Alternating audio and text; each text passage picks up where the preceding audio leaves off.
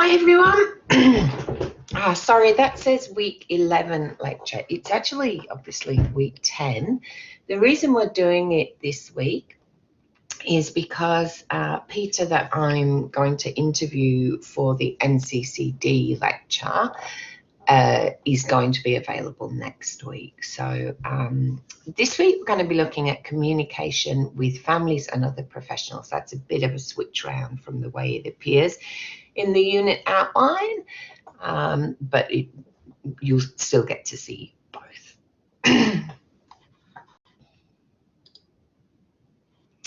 I'd like to start by acknowledging this beautiful country that we live in and thanking the traditional custodians of this land. And I would like to acknowledge any Aboriginal or Torres Strait Islanders engaging with this presentation today.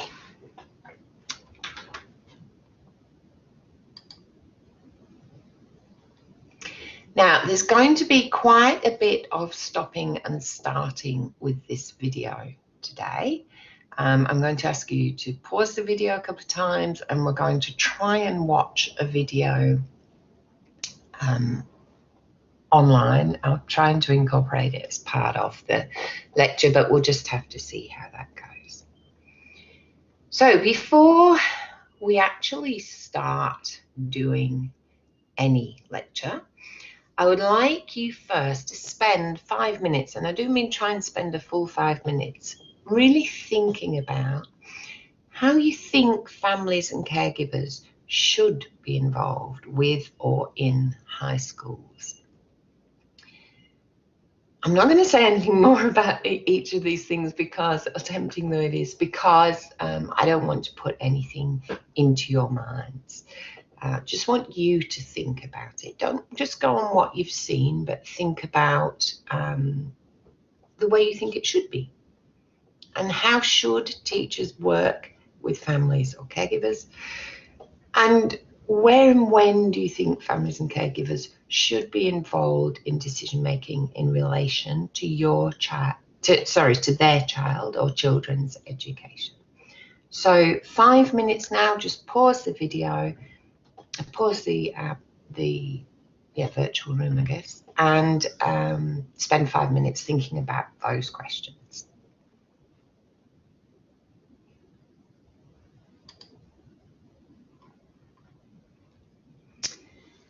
Okay, good. Do keep notes of those questions, because we will be talking about these in the tutorial, and I want you to have something to go back to so that you remember what you want to talk about.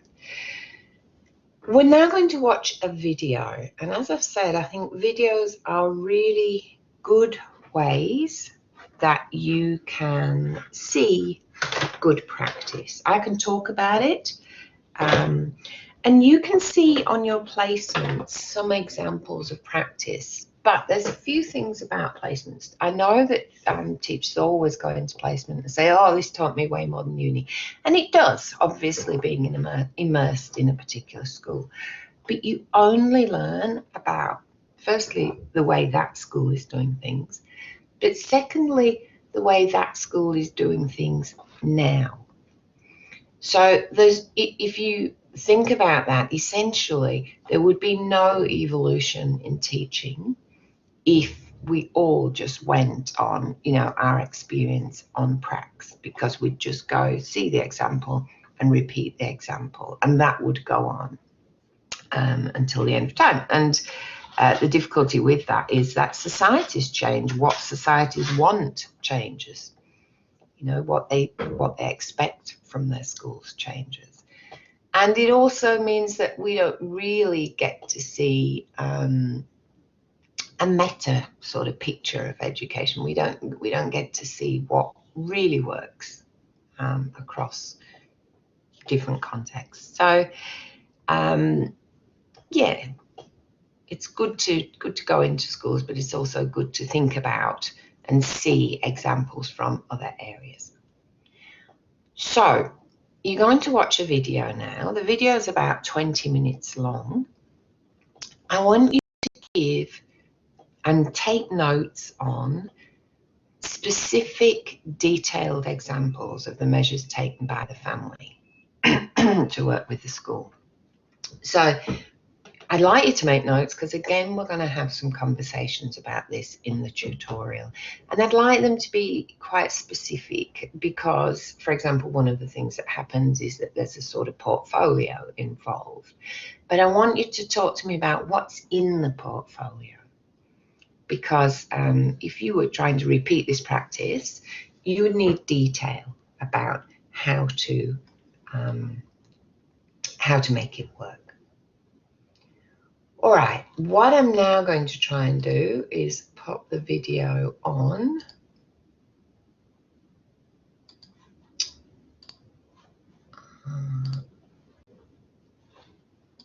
Let's see if we can make this work.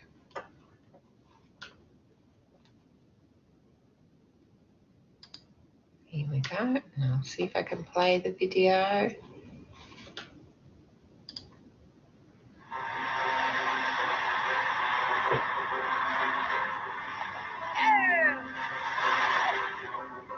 Jacob is 14 years old now and he's number 5. We have 5 children, 2 girls and 3 boys. Jacob loves to go to the beach. In the summer, of course, it's probably a daily practice that we go down there. And his sister, of course, loves coming down there with him and swimming.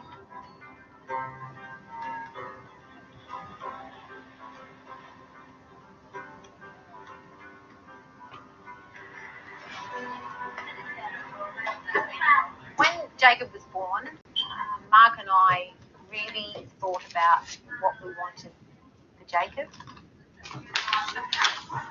We were told lots of things about what Jacob would probably do. And we thought that he was, at the time, a baby, he would be a toddler, he would go to school, do all the things that our other 4 children had done. Come on, guys, come and eat. But we wanted all of that time to be used so that he would be able to be out in the community and hopefully get employment and that people would know him, and that would in itself be a protection for him. So that was our vision, that he would just do ordinary things with his family and his friends and people that knew him. Jacob's experience at primary school was really positive towards probably the last 4 years that Jacob was there. The first 3 years were quite hard because the teachers found it difficult to get their mindset over to the fact that it was just a different learning style, to look past the disability and see the child.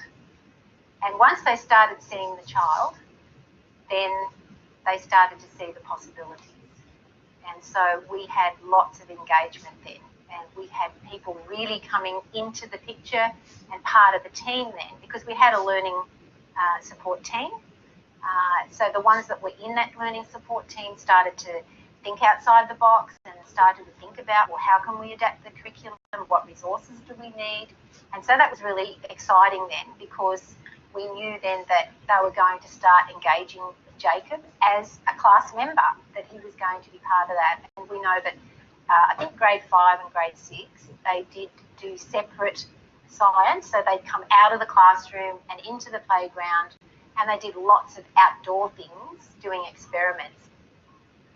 And also too, we found that using a communication book was fantastic. What they used to do was take photos of Jacob. So we knew what was happening in the day, and then we could reinforce that. When Jacob came home, we'd look in the book and we'd see the photos. So they didn't write us a copious notes. The photos told us exactly what Jacob was doing. And so that was really good, and that was the suggestion from the school. Transition to high school was something that we knew was going to be something that Jacob really needed practice at. So timing was the most important thing. So Mark and I, when we went to our meetings, the ILP meetings, I think they were called then, IEP, in grade 4, right at the end, we flagged it that we wanted to talk about and have it part of our review meetings in grade 5 about what we were going to do the transition how long that transition was going to be, who would actually go to the high school with Jacob, and also what he was going to do when he went to the high school. So that was something that was really good because it was written into his IEPs, which meant someone had to be responsible for making that happen. So we all had to sign off on it, and that person then was responsible. And that proved to be absolutely, for Jacob, a wonderful thing because he knew the high school so well. It was almost like his second home. So he went into classrooms. He met all kinds of different teachers, people that were going to be with him. So that was really, really crucial to Jacob when he actually went to high school in the February. He walked in there like he was home. Jacob's days that he goes to school starts with me coming in and getting him organised. I'm going to beat you. Okay. Harry, you going to play handball today? Yeah. When he's eating his breakfast, he usually does that with his sister. We want him to be able to be doing something as far as contributing to the household chores. So his job is to unload the dishwasher. Yeah. Usually Jacob has the two girls, so Michaela and his cousin Lucy. Thank you this way. She lives 4 doors up, so they walk down together to the school. So eventually Jacob will be doing that walk home. So we're really grooming him to be able to know where to go, how to cross safely, because we have a road to cross. It's quite busy. And also the routine of the other kids, knowing that that's what Jacob does at that time in the morning, and to be aware that he perhaps would be on his own at that time. When we went to high school, we wanted to just give a snapshot of Jacob and how the disability that he has impacts on his learning style and his learning ability. And so we needed to tell them a little bit about the disability itself, because we know that Jacob sometimes is sleep deprived because of his health issues, and that makes it very difficult in the day for him to keep going if he peters out towards the end. So we put all those things in a portfolio. So we just did one page, just very to the point. We didn't labour over it. And then we put pictures in there of him interacting with his peers at the school, his classmates, doing different things, being in different classes, and out in the schoolyard, all the games that he liked to do, all his likes and dislikes. And so that was a really good introduction to them to actually get to know Jacob without actually meeting him. Because we know that at high school there's a number of teachers who are involved, whereas in primary school it's only 1 or 2 at the most. So we didn't really have much chance of actually meeting all of the teachers, but the book was good to be able to introduce Jacob. And the other thing we actually did too was we made 2 A4 sheets that said about me at home and about me at school. And it just had small bullet point things about even foods that he liked, movies he liked, music he liked, so that if someone passed Jacob and just said, "Hi Jacob, what did you do on the weekend?" or if they knew that he loved going to the beach, he liked different kinds of music, they could actually talk to him about that music, and he didn't necessarily have to even talk back, but there was conversation going on. Keeping a positive relationship with the school, for us, we just made sure that we are available to actually be accessed for any questions that they have. So they have our phone numbers. If they want to meet me at the school or my husband at the school, we're happy to do that at any time. So we've made that quite clear to them that we are accessible. How did you want to take the PE theory lessons? Did you want Jacob to be still in those, or would you like to be? Also, I have quite a relationship with the student learning support officer that supports Jacob in the classroom. And what the other kids think they do? Oh, they thought. It's just a matter of talking to the parents to be able to see exactly what is going on in his life and how it relates to him at school. I'm a school learning support officer at Near Bucketheads High School, and pretty much my role is to support the learning needs of every student in school and assist the teacher in delivering class lessons. You're going to do 2 minutes of maths games on the app. Yep. Okay. Working out the learning goals for Jacob has been an interesting part, to say the least, because the learning outcomes that are in the syllabus, they are very general for the life skills outcomes, but they can be modified so relevantly to the classroom situation. When the kids are listening to the teacher speaking at the beginning of the lesson, explaining what's going on for the day, he is there listening as well. Then he will complete his worksheets and he will go through them at his own pace. Then we'll come back, go through them, and then we'll use the iPad to do an app related to whatever that task might have been. That gives us the opportunity for me to be able to go around to the other kids in that classroom with the teacher and make sure that they all are understanding as well. And it also gives Jacob a bit of time to think, okay, this is sort of the same thing. He can relate it back to what has been said in the room. So he's able to sit there, work through it at his own time, and go at a pace really does work for him, that he can repeat and recognise what he's done and work out a way to learn from what he has done. So it gets him a sense of accomplishment every time he gets that gold star that appears up on the screen. Yeah, good work, Jacob. Yeah. And now you have to trace around the black lines of the book. Having someone with a disability in the class makes me think more about differentiating the work, because it puts it right there in front of you. We can't really push it to the back of your mind as you can in some other classes when you're really busy. But having Jacob in the class, it helps me differentiate the work even for all the other students that we're doing. So he's got to do the life skills part of what we're doing at the moment, which is really good because it helps me just know the lower end and the higher end and where you've got to go in between. I've tried a few differentiated topics with other classes and things that through learning through kinesthetic and visual and auditory and everything, and having all these different exercises on the same thing but catering for the range of students in the class.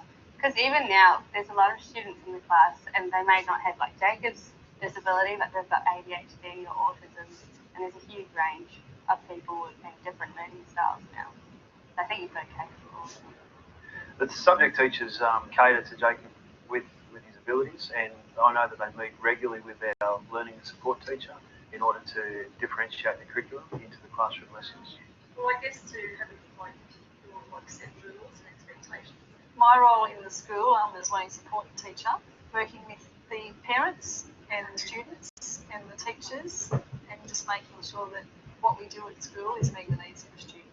So my role with Jacob specifically is pretty much along those lines. We have regular meetings with Mark and Annette, and we've had 4 so far this year, and it's really good because we do have that constant contact with the parents, so it just makes for a really good working relationship with the school and family, and Jacob's quite happy here at school.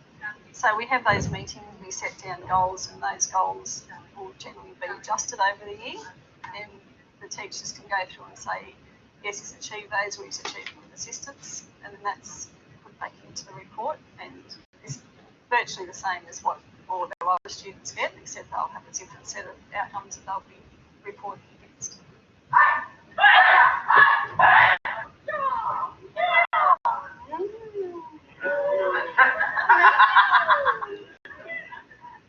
We already aim to include all students in the drama class. There's such a diverse range of activities available within drama. So on the one hand, there may be just a small acting role or a small stick gluing a bit of paper on to make a prop. And on the other extreme, there is a way even those very capable, gifted students have got involved.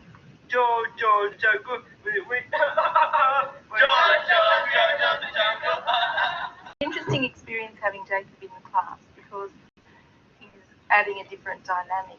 Quite often he adds a lot of energy and humour, and at the same time, sometimes it's a little bit of a challenge for the others to incorporate him in their group, but they usually rise to that challenge, and that peer learning is really important. Lucky boy. The one-on-one session started as a down period for Jacob, just to give him a bit of time out. So we designated times by the arrangement of the timetable that he might need to have a break. As it went on, it seemed like Jacob didn't need as much of a break, and so we started to use those more as a one-on-one stage with Jacob, where he can go over some vocab, reinforce what we've been doing in the other classrooms, and make it fun out of it. So using the vocabulary that he needs for those subjects into a board game. Alright. Can you click on internet? Yep. Drumming ready. Ready, Jacob? 1, 2, 3, 4. 3, 4. Music's a really hard subject to be able to do, and I differentiate it for every kid in the class. So Jacob just slots in. He does everything that the other kids do. He's obviously approaching it in a different way. So, for example, we've been doing piano and guitar in class in Year 8, and his teachers, Brock, helps him at the piano, and a little bit on guitar as well. Jacob prefers the piano. He can do exactly what the other kids are doing, probably even to a point better than a lot of kids because he's just focused.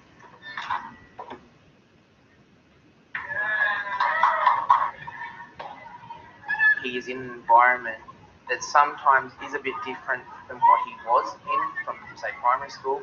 And now that he's come in here, he's had to work out how does he belong with us, and he has. He can see it every time. If anyone helps him or talks to him, he can just walk up to them and he'll be very responsive back to them.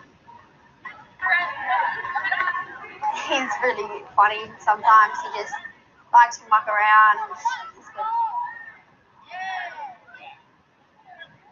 I reckon it makes a star in a day because it makes me smile when I see him, when he's happy and everything. So I first met him when I was sitting over in my first group, and he used to come sit there, and he always made me laugh. And he's been in my maths class since the beginning of this year. He's real funny. When he started high school, everyone knew him already because he was just involved with everyone. Like, he just went around and everyone knows him. He's the most popular kid in school, I'd say. Definitely. People acknowledge that Jacob has got a disability, but people see through that, and consequently he's been accepted entirely into being one of the Nambucca High School community members. Inclusive education, I think, fits well into public education, and we as a public school, we look after all students, and we take all students, and we try and give them the best possible academic, social outcomes as possible before they leave us at the year in which they decide to go, whether that's year 10, year 11 or year 12. It's been our experience after having 5 children that we realise that as they go through their life is cut up into small bits. So they go to preschool, they go to kindy, then they go to primary school, and then they go to high school, and then they go out into the world. So people have them for a period of time, so chunks of their life, and it's like your life is in pieces. And we didn't want that with Jake. We just didn't want him moving from one bit to the next bit. We needed a common thread for Jacob. And so that's what our vision has been, a common thread, a touchstone that we needed to go back to again and again to make sure that it wasn't a disjointed life, but it was one that just continuously flowed with the same sort of learning opportunities, the same sort of normal things that all kids go through. And so that's something that we really would encourage, that people think about their child's life holistically as a whole, going beyond school, because school is only just one part of their whole life, but it certainly sets them up for having a good life after they leave school.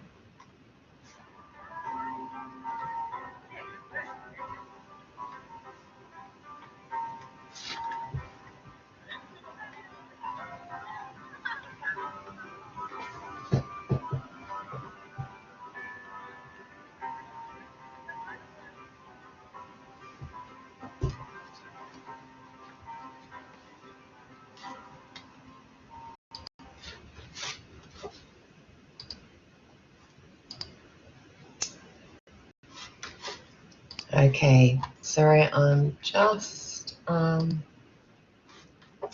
getting back to our PowerPoint.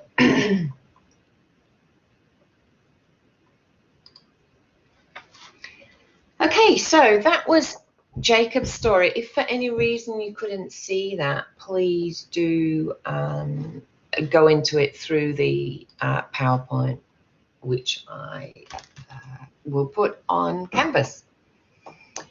So that was the first video, mainly focusing on a parent's perspective and how parents can work with schools. There was some discussion of how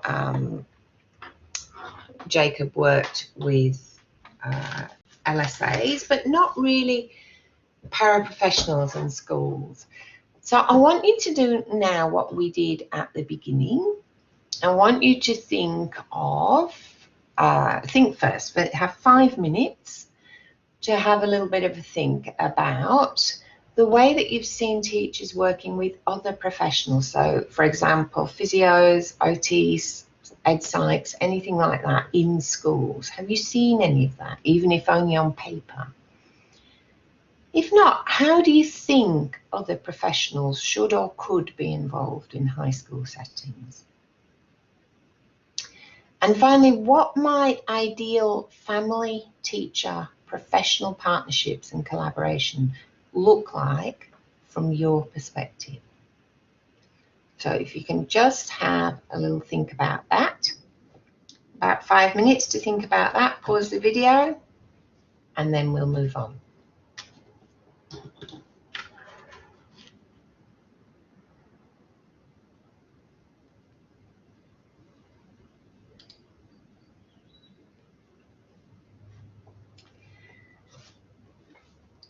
Okay, so we're now going to watch another video. This is about a school in the UK, and this particular school has unfortunately fallen from grace a bit since the video was done. At the time that the video was made, it had an outstanding. We have inspections of schools in the UK, and it had outstanding results from its inspections. There's been a couple of changes of principal since then, and a few other things have happened in the area that has slightly changed the school, that would have had an impact on the school. So it's not doing as well now. But these things, but that is because of changes that have been made from the video, as you see it here. So when the video was made, it had been, as I say, it had outstanding inspections, and that was the result of many of the things that they'd put into place. So I'm going to show the video again, and our focus here is particularly on different ways that schools can work with paraprofessionals. It's not all that the video is about, but it's a big part of what's gone on and what differentiates Presnell from other schools. So as you're watching the video, I want you to think about what practical initiatives or actions are introduced to move the school towards being a more inclusive environment. And secondly, I want you to think about what evidence the staff give that the school is working for its students. So I'm going to do the same again. And just set the video up for you.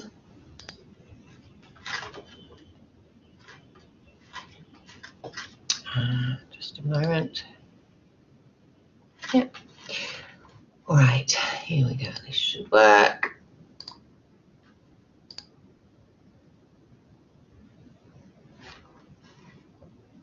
And we will watch the video now.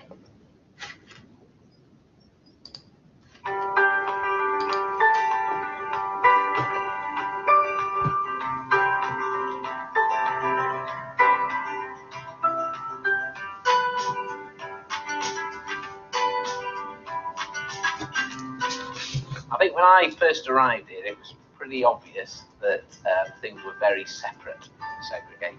Sort of behaviour support over there, people had physical needs over here, learning was very traditionally arranged through individual one-to-ones or multi-sensory lessons. And it struck me that actually the best way was to have things as a more inclusive whole school approach, which was about breaking down those separate little sections of the community within the school and bringing things together and looking at individual children who were individuals as opposed to looking at their needs and the process they worked through to meet those needs, a bit akin to this sort of medical model of disability. I would say, and I say this quite a lot when I speak to people, it probably took 3 or 4 years to shift a culture within the school setting, which was both structural but also attitudinal, and to get people to believe that that was a proper way of working. And I've got to say, it was hard work doing that.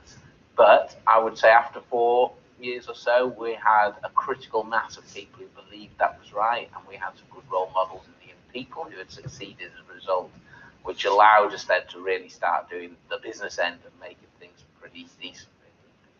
Yeah, the inclusive nature of the school is something that's very important to us, and it is something that we have worked on over a number of years.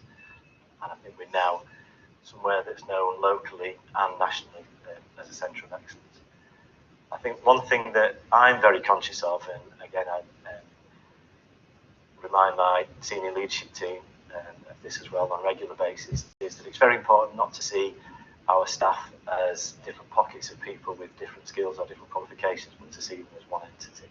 So whether we're talking to our teaching staff or our non-teaching staff or our administrative staff, we deal with everybody in the same way, and we give them the same opportunity to attend training and to hear the messages and to feel part of that team. So that is certainly one thing that's very important to us.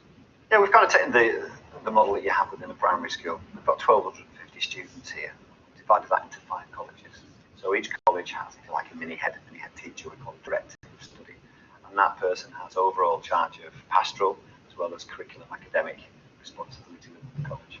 And within each of those colleges there are 9 forms. Each of those forms are right across the year groups from year 7 right through to 11.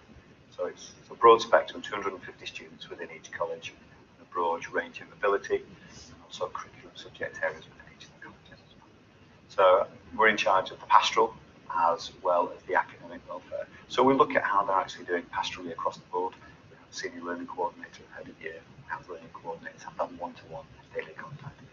But then within my role as Director of Study, as well as having a responsibility for the welfare and guidance, I look at how they're doing academically within school. I look at them making the required levels of progress we would expect for their ability, what they came in from Key Stage 2, and where we expect they would be at each end of year assessment level. So we sort of track that as they actually move through and put relevant interventions in place to support. A key part to it really is not having teaching assistants doing things for people. It's not having very time-limited interventions. You hear some people say, well, we've seen this need, we need a 6-week intervention and then they'll be all right. And it's amazing if they know that in advance. But the purpose really is having a fluid arrangement that meets the need as and when. I say all the time, every young person, no matter how disabled, can do something independently each day. We need to encourage that and give them more chance of doing things independently. And you can't do that with very fixed models of support.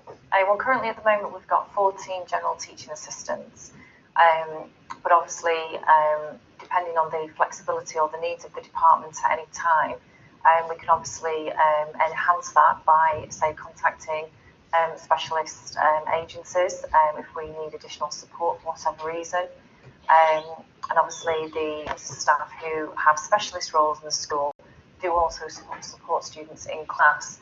So for example, the speech and language therapist may actually go into a classroom based anyway. So the roles are very flexible and basically are adapted to meet the need at that particular time. I look after the provision for autism in the mainstream setting.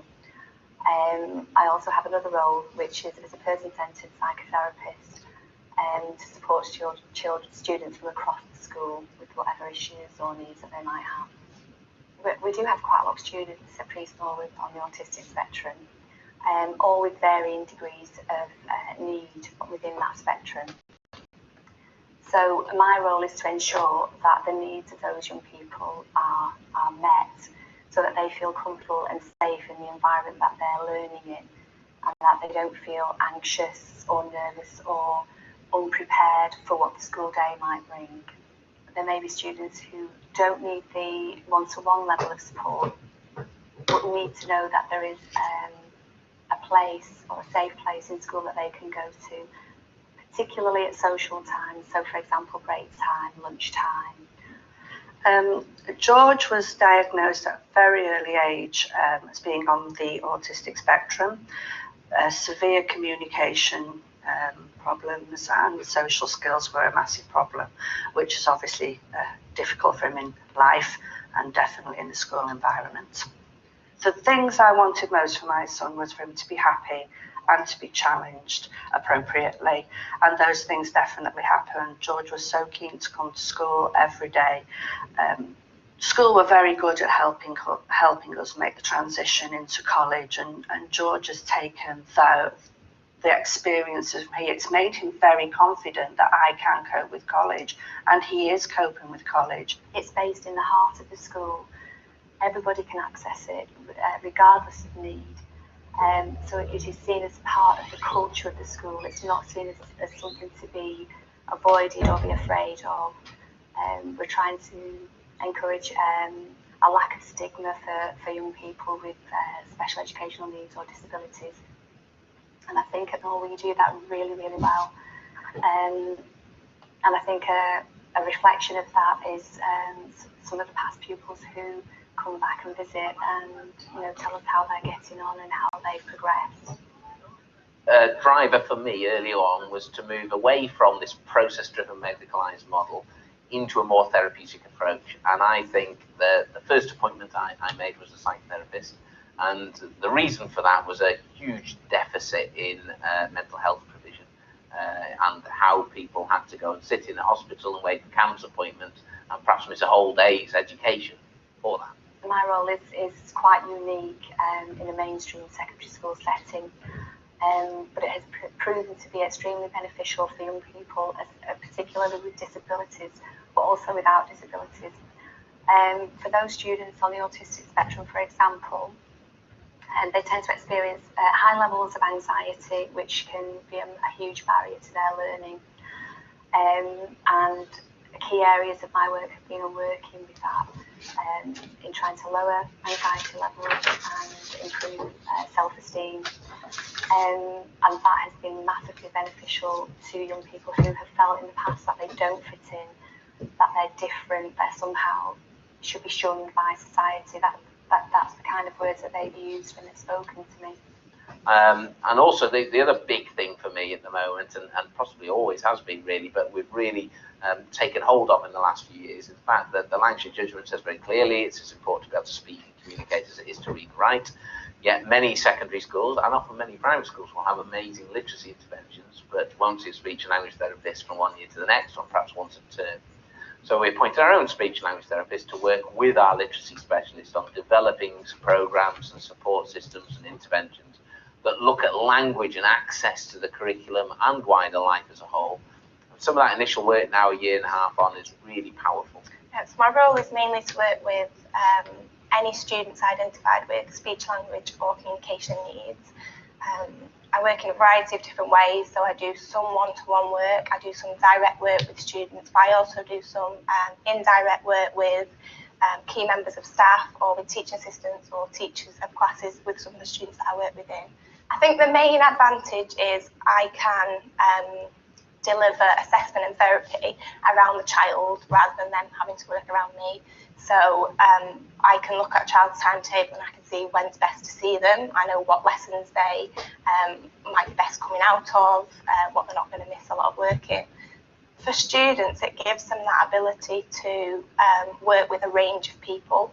I think it gives them ability to have still key members of staff that they know are in and around the school.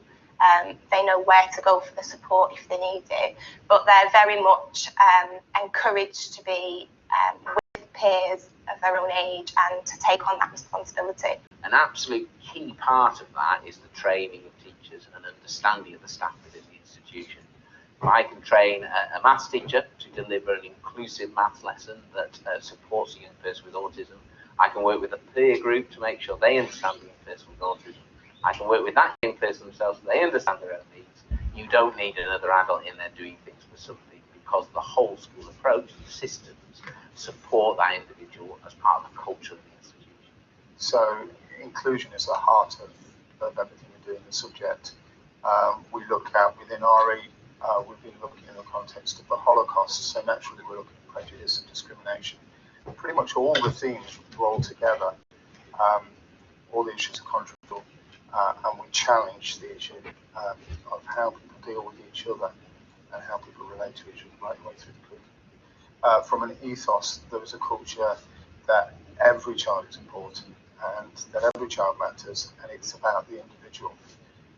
And that really shows when we're dealing with all our students, looking at their specific needs, we're looking at who they are and how we can deal with them and how we can best help them as a person, as well as their own needs. And I'm not naive enough to think that we can do it straight away. Sometimes we have to work in partnership with other providers for young people in year 7 and 8, but the whole aim is that everybody who should come to this school finishes with us in year 11 being as well prepared as possible for life post-16. And I suppose the best evidence for that is our NEETs figures. The young people that go on to education, employment and training, the people that are not in that is 0 for the last 2 years. I think it's very easy to fall back to a system or a culture which says you can't, and you can't because external measures perhaps will be affected. And also, I think we look at key documents like the Raise Online data that's produced by the DFE. All our groups last year, with a very, very complex year group of year 11 students, were significantly plus in that data production. So it shows that actually those cohorts outperformed significantly national counterparts because of our approach here at Priestland. Within the college, we have what are called learning coordinator assemblies. These are assemblies that are not led by teachers, but by the students, completely crafted, put together by the students, overseen by a learning coordinator, and they will deliver them on a range of topics. Certainly, fairness, disability, and how we support people within the school have been things that have been picked up by students, dealt with very, very sensitively. With some autistic children, what we've actually done is we've gone in and worked with the form, and in doing so, we've actually tried to educate the form how difference is not something that should be challenged or that people should be made to feel small over. We've gone and got them to look at a completely different approach to disability. And in doing so, we found that the students have responded very positively to that and also been very supportive to the individual. But we've had quite a few successes in working with some of our autistic students. I mean, one of the more interesting things we've done over the last few years is using an animal behaviouralist to do some dog training with our young people. So what was the dog training? Was it here at the school? Yeah. Tell us about the dog training. I'm figured to me we're outside. So people teach some dogs what to do. And if they do it, they say good boy or good girl, depending on what gender they are. And we decided to develop a package that was initially done as part of a targeted mental health project with the same animal behaviourists and some psychotherapists, as well as our own therapists here. And in effect, the young people came in with their own dogs and a parent or carer. And the sessions were looking at how those groups could work together with their own animals, but also with other animals. And it was phenomenal, some of the outcomes of that. Well, it takes about an hour or more in order to finish the dog training. Well, You brought Toby into the dog training? Yeah. How did Toby like it? He liked it. Learning to stay, learning to lie down, learning to sit down, learning to crawl through. Crawl through what? What were they crawling through? Chairs. But the reality is that some of our young people who were very complex and non-verbal, as a result of their engagement with the animals, were basically chatting away over the weeks in between, and as things went on, to anybody that would listen about the things they'd done and about the activities they'd been able to do. So my role at the school as a drama therapist is to do one-to-one and group creative arts therapy. So usually we will do a 15-week intervention that's working with the child's emotional internal world. Referrals are often made for students that have gone through significant disruption in their life. This can be anything from war trauma to bereavement. It could be supporting a child with autism with their social and communication skills and their way to express themselves and deal with the chaotic world that they live in. And that might be done through on a piece of paper through painting, or it might be done through working role. And working with role, we allow, I'm able to mirror the client, and that client might be able to explore what that looks like from a different perspective. And so Mourinho, who's a psychodramatist, and he says drama therapy is a rehearsal for life. So the client can rehearse new ways of being that feel more successful for them. Thomas has got cerebral palsy. He suffered a brain injury at birth. That resulted in him suffering with poor coordination, poor balance and spatial awareness. He has speech delay, but he also has learning difficulties as well, issues with cognition. His numeracy skills are very low, and his reading skills as well. Thomas is one of those children who I believe thrives more in an environment with his peers when he's fully included in a class, as opposed to in an all-inclusive school which has a smaller unit that can cater towards specialist needs. Tom's definitely benefited from having access to a full range of specialist services within this school. Yes, there is always going to be difficulties for a child with disabilities going into mainstream school, but the right school will be able to cater for those needs, and the benefits far outweigh the downside. They have the right to be heard, and they have the right, their child has the right to be put in mainstream school if they so wish. If they feel that it benefits their child, they have that right to be in mainstream school. It's been good. I got like loads of help, and now I got loads of friends. I always see like at break time and lunchtime. I've been to this Cheadle College look around 2 times, and I like the course, what they're doing, because I'm doing media. Come for a tour and I'll prove to you how it works.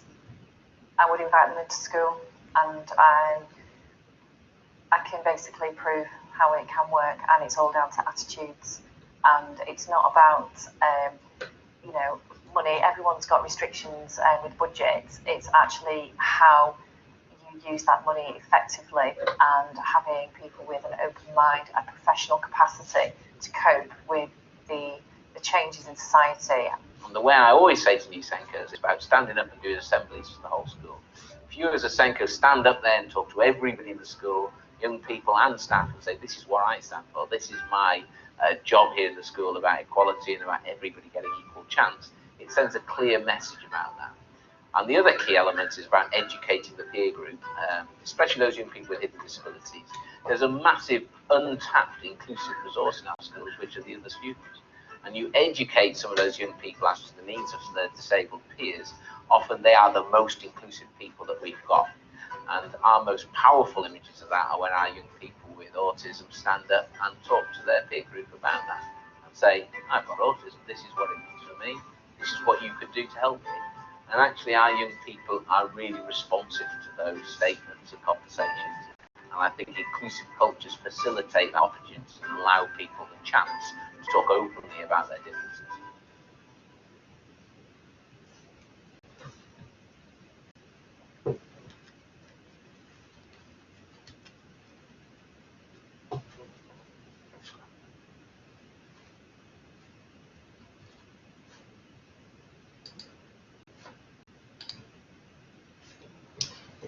Okay, so that is Priestnall School, and I hope you found that interesting.